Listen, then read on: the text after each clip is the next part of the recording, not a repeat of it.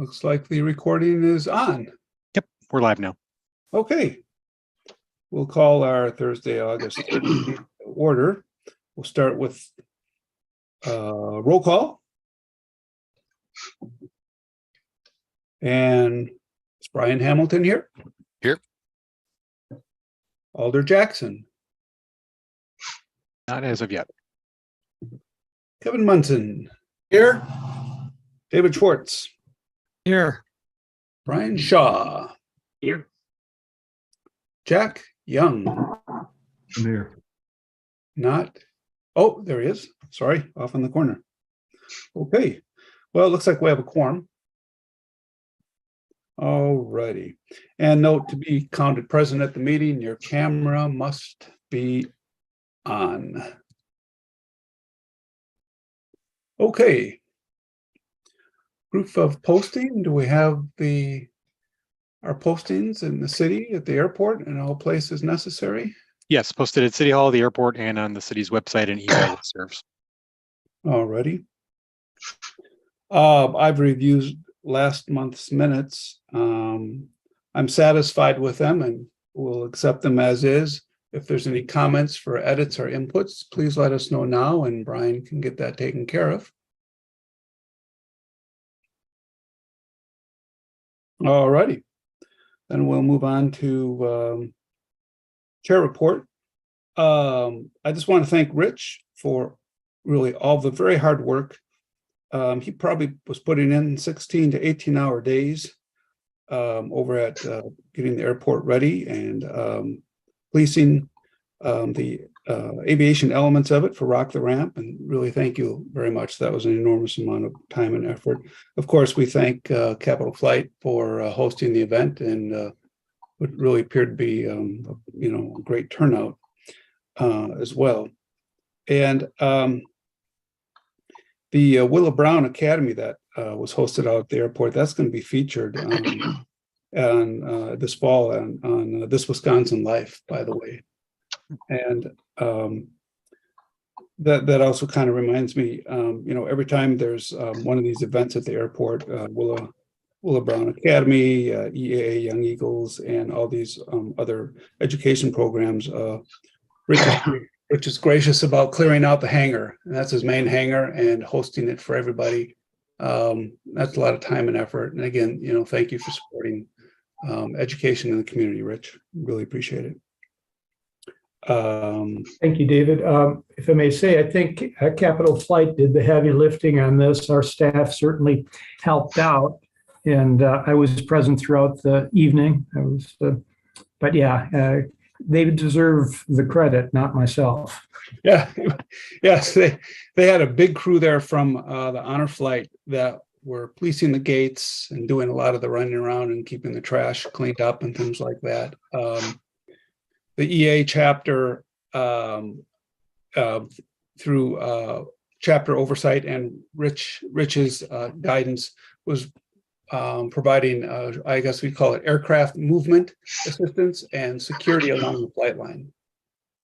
So it was, thank you again. I guess we'll be on to the airport manager's report. Go ahead, Rich. Very good. Because my very efficient office manager was at her daughter's destination not bridal shower, what was it? It doesn't matter. They were down in Nashville having a good time. I was not called for bail, thank goodness.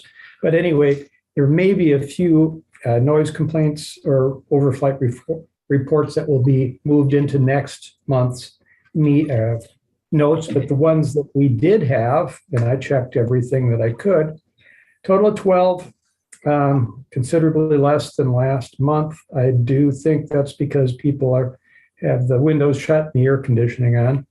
But one individual made 4 reports. They were made via the normal channels. Again, no violations of the FAA regulations were apparent in these reports. The aircraft from Wisconsin Aviation, with apparently a new flight instructor, was not aware of our noise abatement procedure. He was flying a standard FAA pattern. which put him low and loud over some people's homes. That's so unusual that we actually had someone come out here to talk to us very politely, had a couple calls.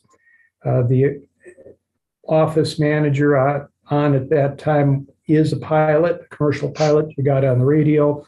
We got things straightened out. Okay, no aircraft accidents or incidents on the field. Of course, the mowing continues. July 9th, pancake breakfast. And this is a theme that you're gonna be hearing throughout. I think this event just keeps getting better and better. It was very well run, very well attended. There was almost always a line. The line moved rather quickly. I think the food was good. People all had a great time. Great to have EMS, the fire department out here, and all the other things. So chapter 93, well done.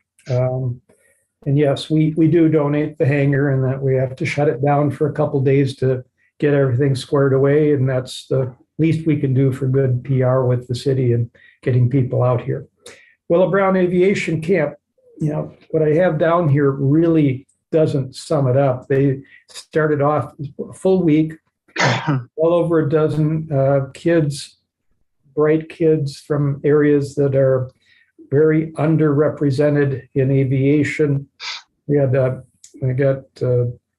quite a few enrichment programs. They were here for 3 days in our conference room, and I flew 2 of them up for flights. They do something very similar to Young Eagles. Very happy to continue to help and sponsor that. Susan Schwab, Captain Susan Schwab, retired, does a great job with it, as do all the volunteers. July 21, Capital Flight, best yet, I think, very mellow. I was very, the Sean Tucker in his unlimited aerobatic aircraft is muscly and loud and does things that you didn't think an airplane could do. This Super Decathlon, for those, is a more subtle airplane. You really have to be on your game to make it do what it does. And it's quieter. It was very nice, very elegant, as opposed to brutally. So I think it was a very good fit. The band was a good fit, mellow crowd, best ever. And Girls in Aviation Day, again, a very good success. This is really about getting young women out and continuing to get them out. Interest in aviation as a career. They had simulators that they were able to work with, and again, speakers and projects for education. Very nicely done. And last, Swift Fuel, we're selling it. We're using it exclusively in 2 of our trainers. It's working out really well. Future events, and really look forward to Capital Flight's Cruise In. That was very well managed last year. I think it'll be very well administered again this year. And then Maury Airplane Company, in conjunction with the FAA safety team and the Milwaukee FESDO, continue to host seminars here for safety. I was able to attend a couple seminars at Oshkosh. Did a very excellent job up there. We're maybe in our self-generated safety seminars. They're good, but they're kind of the minor leagues. When you get to Oshkosh, you're seeing the pros put it together, and I'm really inspired. So we'll see if we can up our game a little bit in the future. And that's it. Okay, thanks. I had just one comment. I think we have a Young Eagles event also on the 12th. We do. I'm sorry, I didn't get it in there. Sure. That's not an issue, you think, Rich? The little bit of overlap? Oh, that shouldn't be. Okay, great. That will work out. The Young Eagles is going to be over here. The car show's over on the east ramp. Shouldn't be a real factor. And I don't believe I'm not sure when the car show gets going, but we'll be done by noon. So it shouldn't be a factor at all. Okay, great. Appreciate that. Yeah. All right. Does anybody from the commission have any questions for Rich on anything? All righty. Sorry, Chair, just for information, I did include in the packet the packet materials, the letter we received from the state on the inspection, and Rich can provide any more character or context, but came back with no major issues, and just an item that's been identified in the past that we're taking a look at. Okay, Rich, do you have any comments on that? Well, we were downgraded from our, found to be good condition previously identified. Let's see where we go here. We're downgraded on condition slightly. This is consistent with what we are seeing, and it's not a bad thing at this point, but we do know we need to resurface these runways and taxiways in the next 4 years, and I think we're already on track to make that happen. So. Okay, thank you very much. Thank you, Brian, for keeping me on task, on track. Financials. What I did is I basically looked back at last year's, compared it to our current. I'm not seeing anything out of the ordinary. Everything looks consistent. About the only thing I didn't see, and I'm sure Brian can answer this, crop land rental hasn't come through yet. Yeah, we haven't seen that come through yet, and we did get the invoices for the manager's contract fee and some supplies. That came after we ran this report, so those numbers will show up when we run the report again for August.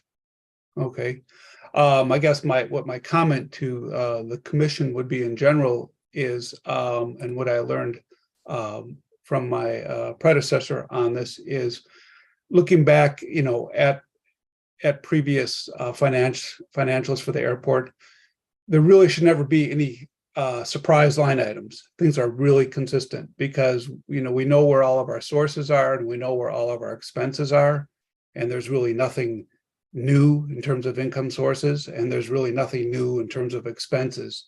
So we just look for consistency there. It would be nice to see large new sources, but I just don't know where that's going to come from. Okay. Brian, any comment on our finances otherwise? Okay, thank you. On to our next item, the potential action on Middleton Airport frequently asked noise questionnaire. You'll see in the packet the draft that Brent finished up. I sent him a few things. He got those incorporated. I'm quite satisfied. The other thing I just added way to the end of the packet was a little bit of diagrams. And this is something I don't think is a showstopper. If the commission is okay with it is the way it is, we can obviously accept it. But maybe an opportunity to put a diagram at the end of it. You'll see a couple examples there. I'm open to suggestions. We could just leave what's there. I think they speak for themselves in some sense, but if they're just going to be a source of confusion, we can also get rid of them. Thoughts, anybody? I think they're fine to include. We just might need to put some kind of context information underneath it to describe what the map is showing, but I think visuals always help describe information in addition to narrative text. Okay. And I made the notations on them, other than the first one that Brent did. Brent did the first one just to show a nautical mile radius and that noise abatement pattern departure.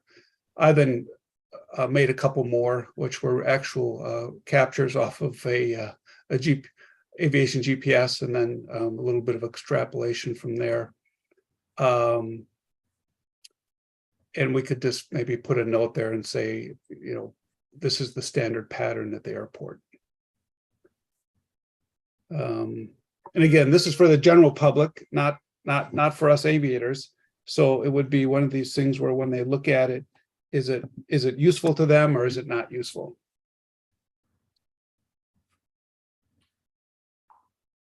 I think it's useful. I would I like it the way it is set up because if we had a Google Map thing out here, someone would say, well, you're always flying right over my house, or why can't you do this, or why can't you do that? What we have to do, as you know, David, is this varies widely depending on the aircraft flying it, the pilot flying it, the traffic load, the winds. So having just the general outline is good. We try to, again, superimpose it over a detailed map. We're going to have complaints saying, well, they're not following it. They aren't following the line on the map. It is a area that we're flying over. So I think that's important to know. You're right, exactly. And so the pattern that I drafted in there would be a pattern of a much smaller single engine lighter aircraft, wouldn't be representative of a larger aircraft. But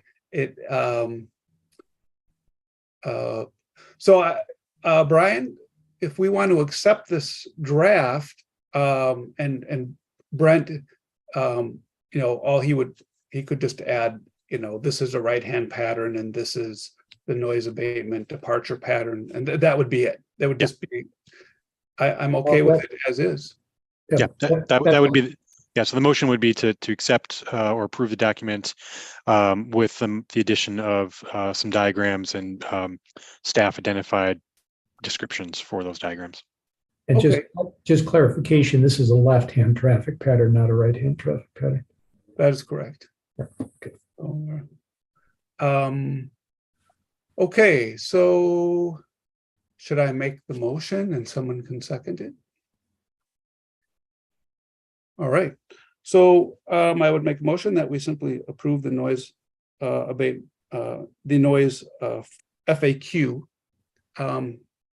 as drafted, with note that Brent will just add a description that these are examples of left-hand traffic pattern and the noise abatement departure, and that really is it. I would second that, Chair. Okay, thank you. Then we can just do a voice on it. All those in favor, say aye. Aye. Aye. Anybody opposed? Okay. And that will be incorporated on the website. And this is something then that what Rich can do is when he gets a complaint from someone and they would like a response, or if any of us get an inquiry. I've certainly had a few myself. And I can just simply say to the person, look, here, this is what we've put together, and I hope this addresses your questions, and move on. All right.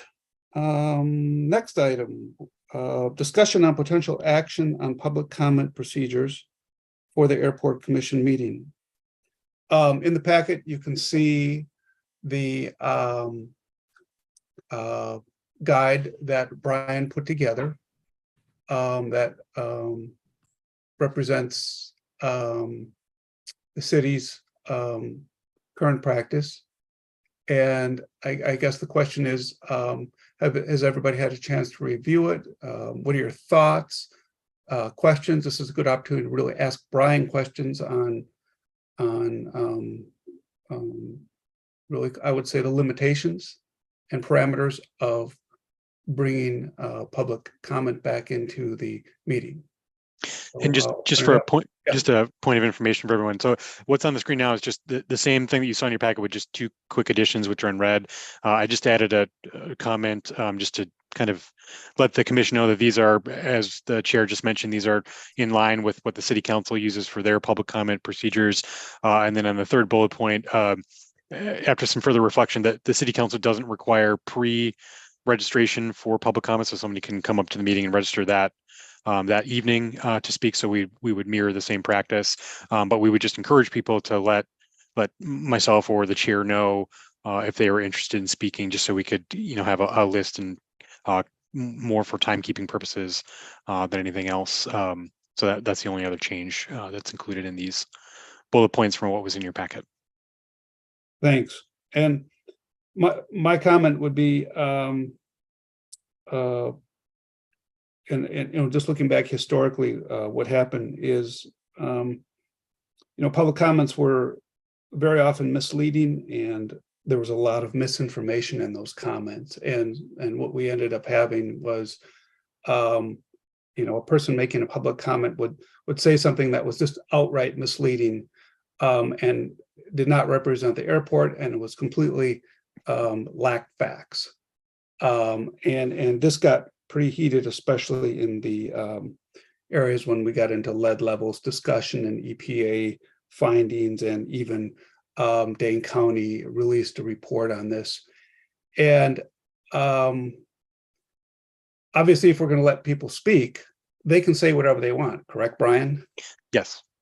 So if someone gets up and says, hypothetically, just makes a false statement about the airport and its activity, right? So that statement stands, and there's nothing we can do as a commission during the course of this meeting to respond to that person. So the only course of action I would see is we would have to make a note and say, okay, Brian, we would like to discuss on our next meeting agenda public comments to XYZ issues for a clarification standpoint. So that's so my point to that is this is the route we would start going as a commission, because I think if the public does come on and gives us comment and constructive or not constructive, that's fine, so be it. But then we as a commission, really are obligated to make sure we set the facts. And I'll stop there, and I see Kevin has a hand up. Please go ahead. Oh, thank you, Chair. So that was my one question. I think this is really good. I'm very supportive of public comment. I think one of the primary reasons we're here is to be a sounding board and listen to concerns. But I just want to make sure I understand that the public comments can address issues that are not on the agenda. Is that right, Brian? That Yeah. would be the only question I have. Yep, that's a fair question. Typically speaking, bodies that accept public comment allow the general public to comment on anything germane to that, what that body has jurisdiction over. So in the case of this committee, it would be anything related to the operations or maintenance of the airport, with no parameters beyond that. City council, similarly, that's the opportunity where people can come and speak about even things that are not on that particular night's agenda, because that is not the only, but one way that the public can provide their feedback to the city council. And so it would be the same for other city committees that accept public comment as part of their procedures. So yeah, it's not to say that you couldn't put parameters around saying we're only going to accept public comment on items that are, agenda items. But I would recommend against that and allow it to be more broad, because that's oftentimes where you get information on things that you weren't thinking about. And now you add that as a future agenda item for discussion. So I wouldn't want to have you self-select the information that you hear. Okay, fair enough. Thanks. Thank you very much. Anybody else? Thoughts, input, please. I can't find the raise my hand feature. I saw you move your hand. Please. Yeah, I did that. Go ahead, Brian. I'm just looking at the time duration, and Brian had mentioned that the Common Council uses. Do you also use 20 minutes for that, Brian, at the beginning of the meeting? No, we do not, in part because the city council for many issues is the final body that deliberates on a topic. And so, pretty much every other city committee, with the exception of a couple that have kind of quasi-jurisdictional responsibilities, they're policy sounding boards. And so they provide recommendations to the city council, and the city council is kind of the final say on things. So for that reason, the council does not put a time limit on things, because they want to provide that extra opportunity for people to speak. Policy committees, because typically this is not the only thing that you're doing during the day. They may say, if we have a long agenda, we want to put a time limit so that we can get to those particular agenda items, but it's up to the commission to decide if you want a time limit or not. Okay, fair enough. I was just looking at the 20-minute time frame, and I was thinking, would 15 minutes be more of a acceptable with that, throw that out as an option, 15 versus 20 minutes for public comment. So that's all I had.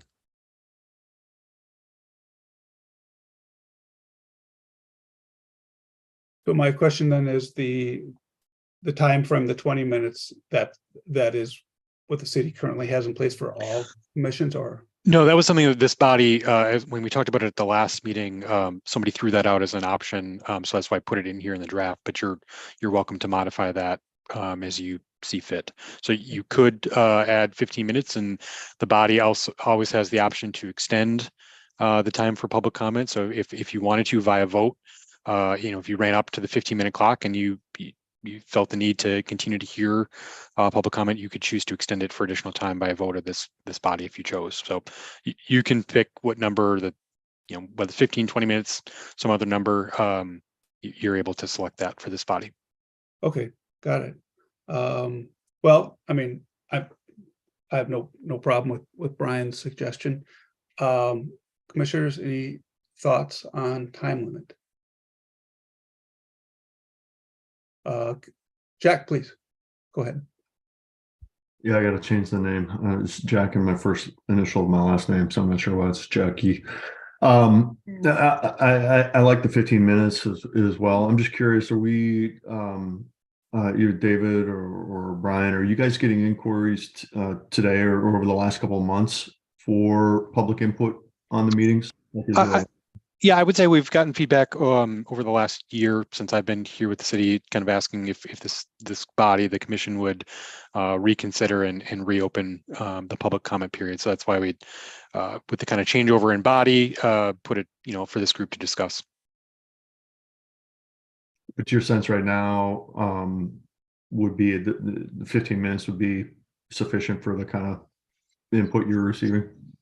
It kind of depends on what topics come up over the course of the year for this body, but I would say somewhere between that 15-20 minutes is sufficient. And like I said, if the body thinks that there's more people that want to speak and they want to allow those people to be heard, you always have the option to extend the time for that particular meeting if you chose to do so. Thanks.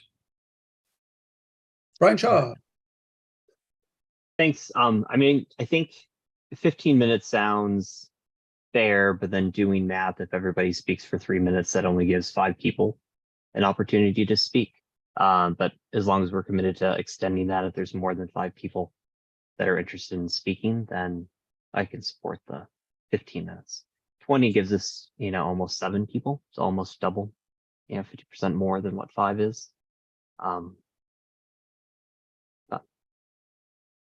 That's my only comment. Just 5 seems a little low, but yeah, that's my only comment. I guess just math. That's fine. Attending these meetings when we were taking public comment, I can't really recall really having more than 5, for general issues. And it was always the same. It was always the same people. There was, we really didn't get new people showing up. So I think what really will, dictate this whole experience is the type of stuff we're going to be working on as a commission. If we start getting into more larger, bolder projects, I think we can simply expect more public input, obviously, based on that. Going along with business as usual, I suspect what we're going to get once we open it back up is the routine input from people who have consistently done it over the years, just going over their same topics again. And it's usually less than 5 people. So that's my experience. Yes, David Schwartz. David, I'm wondering, historically, looking at it historically as you can, of those people who are making public comment, what percentage or amount of those comments that were made ultimately then ended up in our agenda? Since we're not responding to them on the spot, I'm curious of the relevance of what's being talked about and what of those items really do impact us as a commission and end up on our agenda subsequently. Well, I would say this, and Mark Opitz is listening in, and Kevin as well has. Oh, and Rich. I'm sorry, Rich. Did I cut you off on that? Not at all. Not at all. Go ahead. So for quite looking back at our minutes, so there's a long public input on, say, leaded fuel, right? And over time, a culmination of things. All of a sudden, it became possible for us to really see a future of an unleaded avgas option, right? So there's no. So did public input drive that process? It would be fair to say that public input put it on the map as a priority.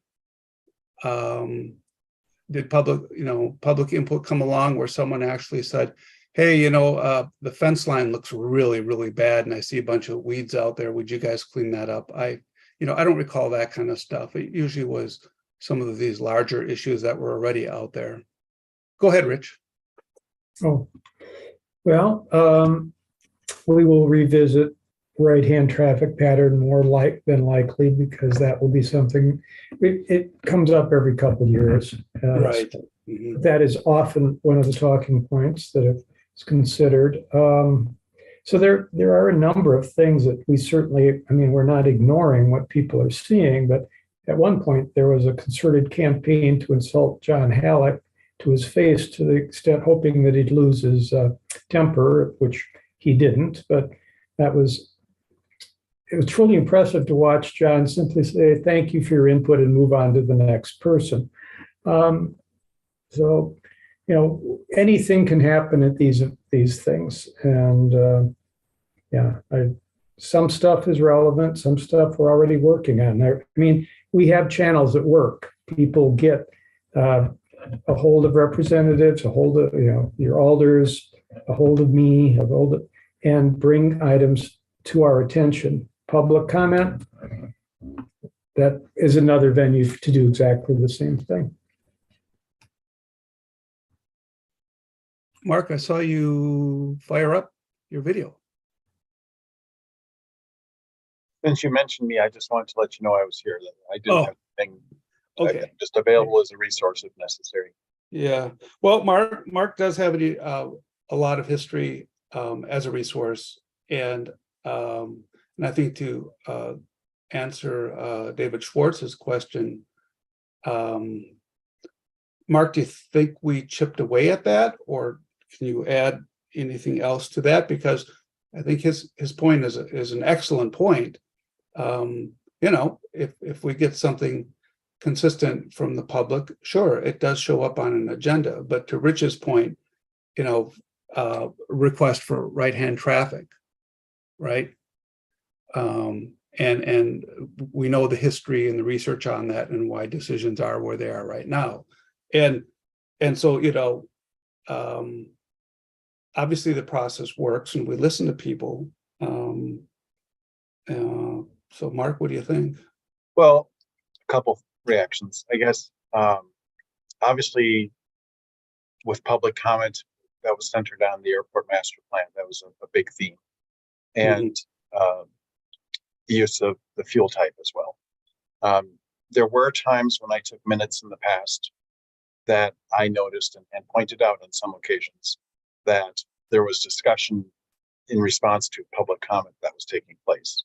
So the agenda item would read public comment, and there would be some back and forth to try and be helpful to the public and respond to questions and comments. But there were sometimes regarding items that weren't specifically on the agenda. So it did happen from time to time. I wouldn't say it was, a huge problem, but it was enough of a concern that our city attorney provided the guidance to the city administrator at the time that this was concerning, not just at the airport commission, but other city committees. And the direction provided by the guidance provided by the city attorney was it would be better to direct those public comments to to have those be focused at the council meetings where the attorney was present. So Oh. that was the thinking behind why public comment was what we were encouraged as staff to remove public comment, not just encouraged, essentially asked to remove public comment from agenda items. From not listed as an agenda item. It always has been the prerogative of the chairperson to recognize the public when there's an issue that, if they feel that somebody could be a resource related to the agenda item. I mean, that there is that route you can go to, but I'm not involved in staffing the commission anymore on a regular basis. I'm just here as a resource because sometimes historical matters come up that maybe Brian isn't as familiar with at this point. So that's why I'm here, just to listen. Well, thank you. And, historical context is important. I guess what I would say is, first and foremost, I'm comfortable with moving ahead with public comment. Secondly, changing the input time to 15 minutes as suggested by Brian Hamilton. And thirdly, as your commissioner, working obviously with Brian Gatto to really be respectful of that. So when the public does come and make comment, if someone from the public says something relevant at the end of the comment period, then instead of turning it into a discussion, it would be fair then maybe at that point to, for example, to say something to Brian like, okay, Brian, can we tag this as a future discussion item? Is this something that the commission is comfortable with moving forward with? Not discussing the item, but just saying, let's put it on a future agenda or not. I don't want to live in a vacuum, where things come to just me and I say, well, no, I don't want this on the next agenda, or I do want it on the next agenda. I mean, that's why you're all here, and I value your input on that. So if the public comes to us and says, I'd like you to discuss this, then okay, we can say we'll put it on a future agenda, or we'll table, or we won't. I mean, that's our prerogative. Is that a fair thing, Brian? And sorry, David Schwartz, please. Sure. Don't want to throw cold water in it. I understand all the. Oh, you should. Value. I respect your legal counsel. Well, no, I what I was just going to say was I'm a little alarmed to hear. In fact, I will tell you, I will not be able to vote in favor of public comment until, in light of what was just said, this commission historically was told by the city attorney that it was not appropriate and we should take it off the agenda. So until the current city attorney is consulted again and asked whether or not whether or not it's appropriate, not whether we want, whether it's appropriate to bring it back on, I'm very hesitant to approve it. There must have been a reason for that city attorney to say take it off the agenda. And I don't want to move forward on this personally as a commissioner until that is revisited with the authority that took it off originally. So that's my comment. Well, let me just clarify that. It's my understanding, and Mark can correct me, that the issue is not with having public comment in and of itself. It's that past commissions were getting more into the back and forth dialogue with members of the public who were providing public comment, particularly on items that were not listed as agenda items, which then that's what raises a concern when you're talking about an item that is not on the agenda, that's an open meeting issue. If you as a body sit and receive public comment and don't provide commentary back, you are in listen mode as these procedures lay out. That is fine. And as the chair mentioned, that you could say, yes, we will, choose to add this as a future noticed agenda item at some point in the future. That part is fine. Mark, does that comport with? I think it would be fair to say that your predecessor's interpretation of guidance he received from the city attorney was to err on the side of caution and just advise that it not be on the agenda.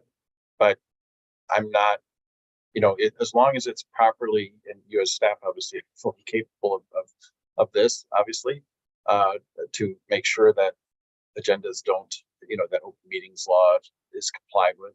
And, I think I certainly, I personally was uncomfortable with removing the public comment because I think it's a time that committees that I've both served on and have staffed over the years have handled the public comment, I think, sufficiently well that it's not been a problem. But in some ways, the council doesn't want to hear every little detail about, maintenance of the airport or a trail system or all those things. In some ways, it's best to take it up at the committee level. But the guidance at the time, because of the contentious nature of airport master plan development and issues related to that, and some other committees, I think, too, the city administrator decided to err on the side of caution and just avoid the problem. Not have this surface as a problem by not having public comment on the agenda.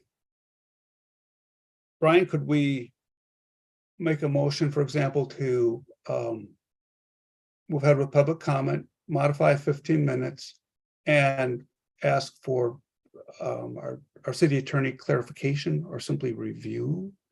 And if the attorney says, well, yeah, based on these guidelines, and I guess what we did or didn't do historically, there's no issue here. Sure. David, how does that sound to you? Yeah, I think that would be appropriate. I like that. I like that approach. And then what the city attorney would just respond to you and just say, a little snippet, and we wouldn't have to have a meeting. It could just be an email from you, Brian, to the commission. Yep. Okay. And obviously, if the attorney says, well, no, let's think about it, let's talk a little bit more, well, then that's fine. Then this continues on to our next meeting, like, for example. Okay. So do we have a motion here to accept this with the 15 minutes and the review of the city attorney? Is that where we are right now? That Yeah, would be the motion, and no one has made it or seconded it yet. So, okay, so I would retract my previous motion, just accepting the recommendation from the city with 15-minute adoption, and then I'll reissue a motion. And Kevin, you will remove your second on that. Yes. So then the motion would be, again, to move ahead with this edited adoption of the accepting public input from the community as edited here by Brian, with a change of a 15-minute input period from the public, and a review by city attorney, and follow up by email from Brian to the commission. And that's it. Do I have a second on that? I'll second that.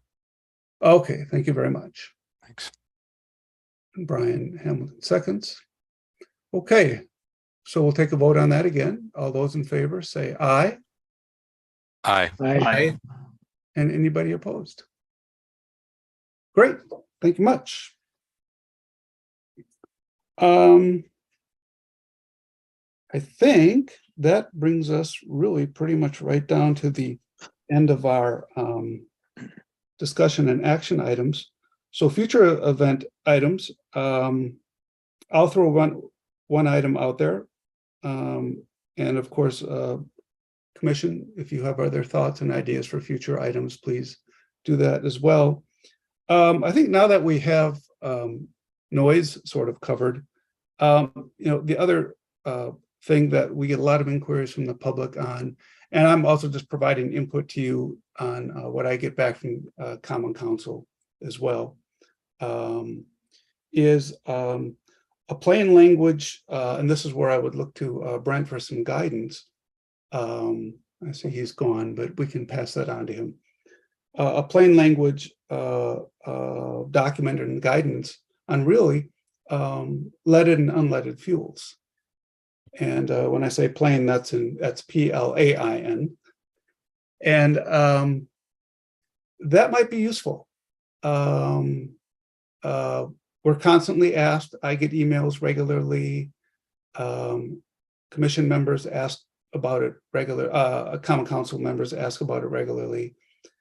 And, the most common question is, how come you're not, running unleaded fuel in your airplanes? We, as the general public, as you all know, says, but there's unleaded fuel out there, so your airplanes should be running it. And obviously, if we get into the discussion of the finer points about, pre-detonation, higher performance aircraft, STC versus the PFA route that FAA is going, we're going to lose the public. So I think if we could draft something that says some airplanes will always require leaded fuel, and it's because they're higher performance. Other airplanes are capable of running the current available unleaded fuel because they're lower performance. So that answers that portion of it. And now, the other half of it would be if we want to throw a little bit of numbers out there and say, in general, and I think we have the data pretty much available.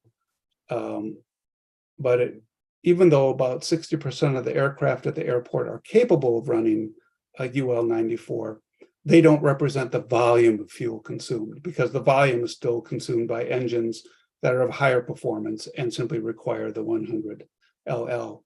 So if we could maybe put something like that in plain language and also just throw it out there, that might be useful. Thoughts? So this section of the agenda would just be for saying items that you want on the future agenda, and we can't actually discuss the items. So we'll put that on the list for discussion at a future meeting. Okay, great. And just a point of information for the commission. So other future agenda items that will likely be at next month or the month after that. I am waiting for some more information from the DOA on the petition discussion we had at the last meeting with the AWOS and the localizer edition. So that will likely be on the next agenda, and I'm waiting for some additional follow-up on some of the other items that we had talked about at the last meeting. So those might be on the next month or the month after that agenda. So I'll keep you in the loop on those items. Yeah, and that was my other item. So based on what Brian just said, we may not even have to have next month meeting. There's no reason to have a meeting if we really aren't going to have some agenda items to go through. So does anybody else have any other agenda items they'd like to add? Nothing? Nope, can't think of anything? No burning problems to solve? Okay. Well, at that, then we can stand adjourned. All those in favor of adjournment, say aye. Aye. Aye. Okay, anybody opposed? Great. Well, thanks everybody for your time, and have a nice day.